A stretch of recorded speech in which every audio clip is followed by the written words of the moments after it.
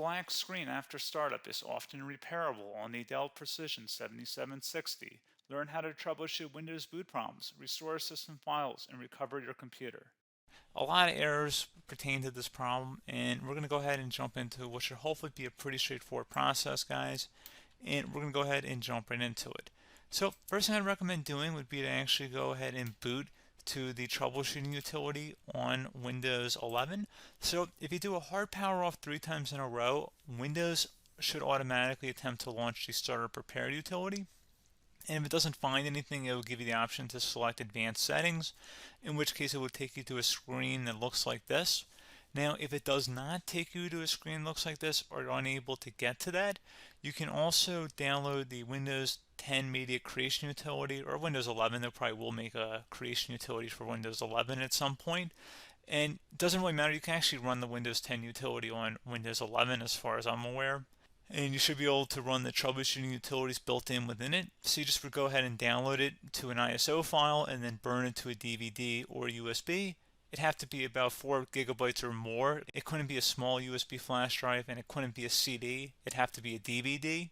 And then you boot your computer from it. So depending on the computer manufacturer, you'd have to tap a different key on your keyboard in order to launch that menu, in order to select what boot drive you want to go off of. So it could be anything between the escape key, F2, F8, F12, for example. And those are the function keys on the top of your keyboard. So you may have to just do a little bit of trial and error. Shouldn't take you more than a couple minutes.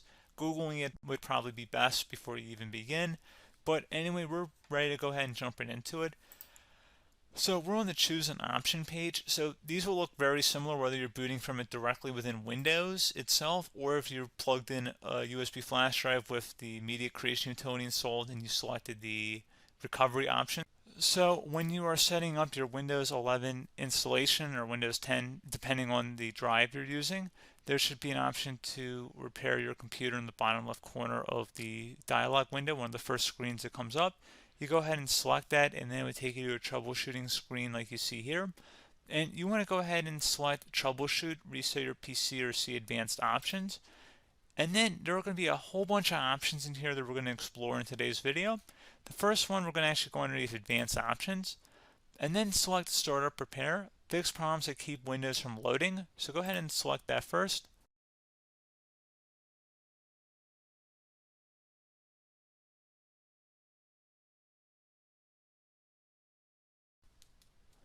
Okay, so you can see it could not repair our PC. That was our first option we could try. Something else, if we go back into advanced options here and then select troubleshoot, we're going to go underneath advanced options again. You can go ahead and actually access safe mode by selecting startup settings. And then if you select the restart button, you have the option on the screen select safe mode with networking, which will give you a key on the screen. It'll tell you which key to press to enter that. I believe it's the F7 key. It'll do that for you. I'm not going to go over that in today's tutorial because I don't really want to go into safe mode, but you're more than welcome to attempt that by going into here and then selecting restart. Again, it'll launch another screen. It'll say what key do you want to press, and it'll give you like 7 or 8 different options, and you want to select safe mode with networking. There's also an option for a command prompt too, but that's going to be something we're going to cover later in this video, and we don't even have to go through that in order to access it. So that's why I'm not going to really push for that, because unless you know exactly what's causing the problem, you probably don't need to go into safe mode. Unless you're trying to recover files, in which case then you definitely can go into safe mode, but we're trying to actually recover our computer here. So I hope that makes sense. Something else we can also try here as well would be to uninstall updates, remove recently installed quality or feature updates from Windows. So if you go ahead and select that, you can uninstall the latest quality updates, which generally is the more day-to-day updates. Feature updates are the less regularly released ones, like the big ones. I would equate it to service packs in like Windows 7 and Windows Vista and Windows XP. So larger updates that occur once or twice a year at most. And the quality updates are more just a regular update. So probably obviously depend, it'll take longer if you're going to try and uninstall the latest feature update versus quality update. And maybe you don't need to go back that far. So just giving you guys a couple of pointers with that. Something else you can also look at here, and we're going to jump into the command prompt in a little bit, but you can select System Restore, which will use a restore point recorded on your PC to restore Windows. And this is something I would highly recommend here, guys. So select next. Assuming you have a restore point saved on your computer, you go ahead and select the most recently created one, and you'll select next, and then you'll select the drive. You shouldn't actually have to select the drive. You can scan for affected programs, but we're going to keep it all default here, and then we're going to select finish. So once started, system restore cannot be interrupted. Do you want to continue? I think we're going to select yes. I don't think we have anything better to do on our computer right now, so just give it a moment here to initialize. It will take a couple minutes to run, obviously depending on how large your hard drive is and how much is saved on the system restore point. So just give it a couple minutes here.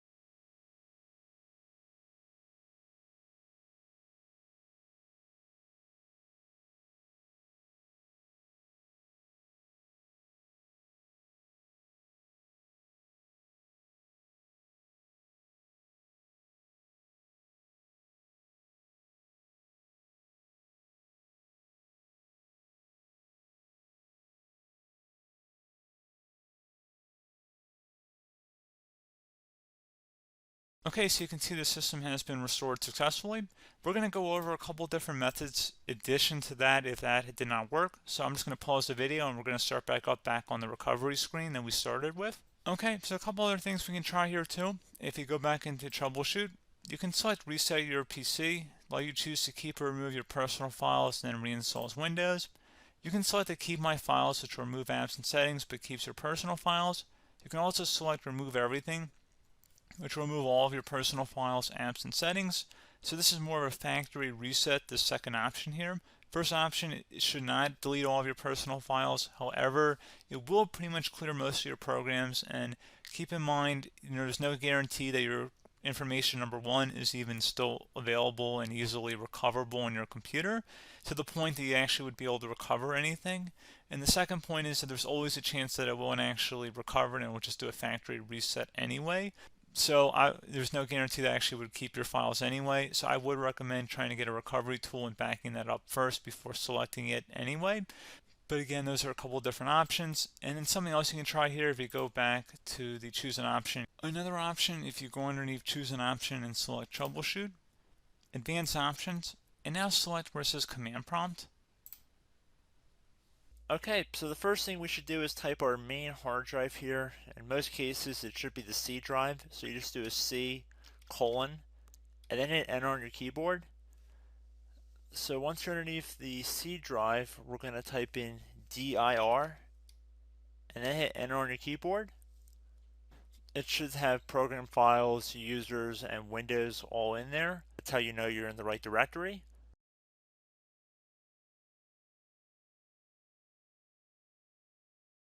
In some cases, it might be the D drive as well, so just keep that in mind.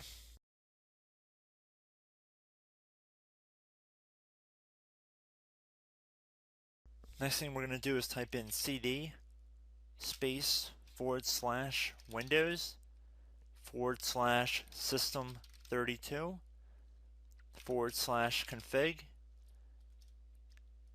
and then you're going to hit enter on your keyboard.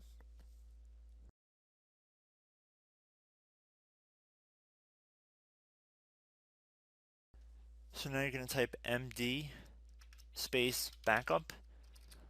If you've seen other tutorials, it might also say to put down md backup. That's because the backup name is pretty common when you want to back something up. So you can name this whatever you want, doesn't have to be backup.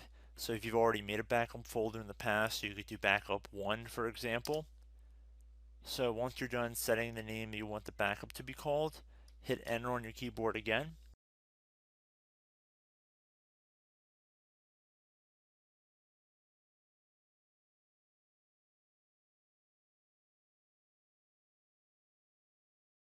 this point you want to type copy, C-O-P-Y, space, then you want to do the star symbol above the 8 key, then do a period or a dot, whatever you want to call it, then another star sign, and then another space, and then type backup, and then hit enter on your keyboard.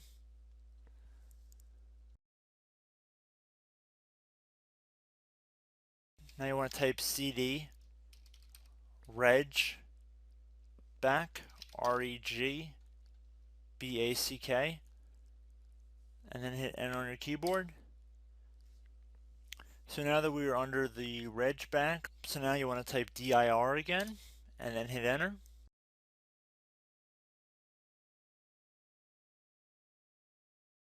So now at this point we're going to type copy again. So copy, space, star sign,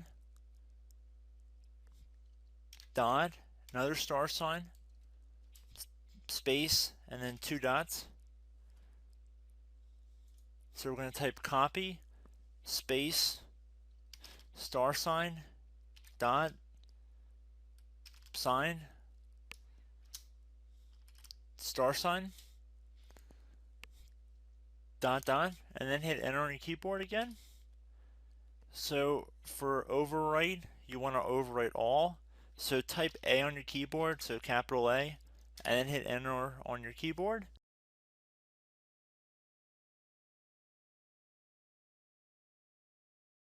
So at this point you should be good to go. You can close out of the command prompt window, and if you accidentally continue to Windows 10 you should be all set. So I hope one of these 3 or 4 different methods we went through in this tutorial helped you guys out. Again, I'm not sure if you guys heard me earlier, but try to go back into your safe mode if possible and uninstall any programs you know might be conflicting with the Windows startup if you can get into safe mode. So just keep that in mind. Something very simple like that could be blocking up everything. So again, I hope this tutorial helped you guys out, and I will catch you in the next tutorial. Goodbye.